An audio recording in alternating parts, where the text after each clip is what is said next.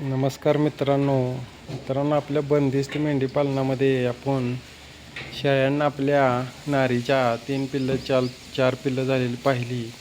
ह्या पिल्लांच्या नियोजनासाठी आपण बघा त्यांना दूध जास्तीचं देता यावं किंवा कमी वेळामध्ये चांगली पिल्लं आपल्याला मोठी करता यावी, त्यासाठी बघा आपल्या फार्ममध्ये आपण मेंढ्यांच्या पिल्ल्यांच्यासाठी काय दुधाचं किंवा काय जी लहान पिल्ल्यांच्यासाठी नियोजन केलं आहे ते आज तुम्हाला मी थोडक्यात दाखवणार आहे. मित्रांनो, आपल्या ह्या मेंढ्या आहेत, ही मेंढ्यांची पिल्लं आहेत.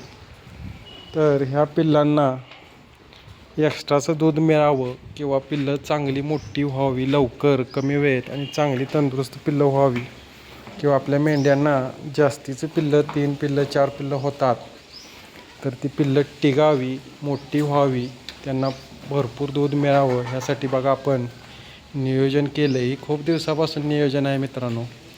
तुम्हाला व्हिडिओत कधी दाखवलं नव्हतं पण आज दाखवावंसं वाटलं. ही आपली गाय आहे, ती पाडी आहे.